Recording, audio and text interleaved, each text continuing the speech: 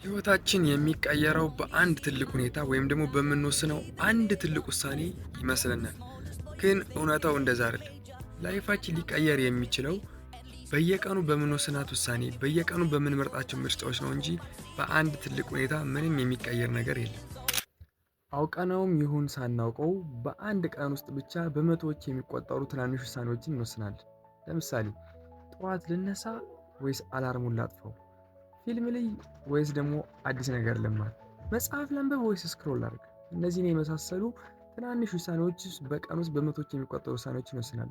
በእርግጥ እነዛ ውሳኔዎች አሁን ላይ ወይም በዛ ሰዓት ጠቃሚ ላይመስሉ ይችላሉ። ነገር ግን በጊዜ ሂደት ስንደጋግማቸው ህይወታችን ወዴት አቅጣጫ እንደሚሄድ ይወስናሉ። በእርግጥ ይሄን ነገር እኔም አላቅም ነበረ። በቃ ላይፌ የሚቀየር አንድ ትልቅ ሞመንት መጥቶ ወይም አንድ ከባድ ውሳኔ ወስኜ ላይፌ የሚቀየር ይመስለኝ ነበር። ግን የተለያዩ ቪዲዮዎችን ሳይ የማደንቃቸውን ሰዎች ህይወትም ስመለከት ያየሁት ነገር ሁሉም ነገር በፕሮሰስ ነው የሚሄድ። በቃ በየቀኑ ውስጥ በምናደርጋት በትንሿ ውሳኔ ነው ላይፋችን ዳይሬክሽን የሚቀየር እና አንድ ፔጅ ማንበብ፣ አንድ ፖድካስት ማየት፣ አንድ ቪዲዮ ፖስት ማድረግ፣ አዲስ ነገር መማር ምናምን በዛ ሰዓት ውስጥ ቀላል ነገር ይመስላል። ግን በየቀኑ ስናደርገው ከሆነ ጊዜ በኋላ ራሳችንን አስበንበት የማናውቀው ደረጃ ደርሰን እናገኘዋለን ማለት ነው። ሶ በዚህ መንገድ ደግሞ እይታዬን በደንብ እንቀይር ያደረገኝ መጽሐፍ አቶሚክ ሃቢትስ ነው። አቶሚክ ሃቢትስ ላይ የሚለው ነገር ምንድነው? በየቀኑ አንድ ሰው 1% ቢሻሻል በአመት ውስጥ 37% ተሻሽሎ ይገኛል ማለት ነው። እና 1% ኤቭሪዴይ የሚባለው ነገር በትክክል ይሰራል። በየቀኑ በቃ በጣም በትንሹ ዋነኛው ነገር ኮንሲስታንሲ ነው እንጂ በአንድ ቀን ውስጥ 10 መጽሐፍ ከማንበብ በቀን አንዲት መጽሐፍ ያነበብ ለ10 ዓመት ብንቆይ በጣም ብዙ ለውጥ ህይወታችን ላይ ይመጣል።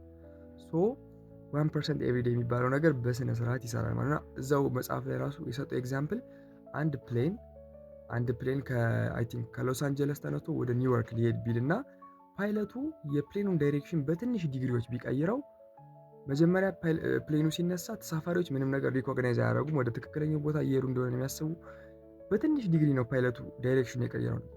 ያቺ ግን ሊትራሊ ፕሌኑን ኒውዮርክ ሳይሆን አይ ቲንክ ዲሲ መሰለኝ ብቻ ሊትራሊ ሌላ ቦታ ላይ እንዲያርፍ ታደርገዋለች። ያቺ የትንሽ ዲግሪ ለውጥ ማለት ነው። ለምን? ከሰዓታት በኋላ በረራ ማለት ነው እንጂ በአንድ ጊዜ አይደለም።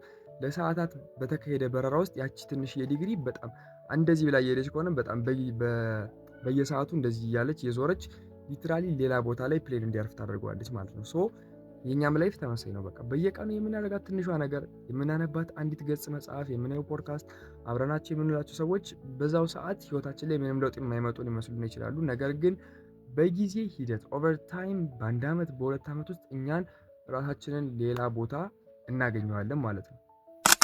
ሶ እናንተም ህይወታችሁን ለመቀየር አንድ ትልቅ ሞመንት እስከሚመጣ አንድ ትልቅ ውሳኔ እስከምትወስኑ የጠበቃችሁ ከሆነ ያንን አቁሙና በየቀኑ የምትመርጧት ምርጫዎች ላይ በየቀኑ የምትወስኗት ትንሿ ውሳኔዎች ላይ ትኩረት አድርጉ።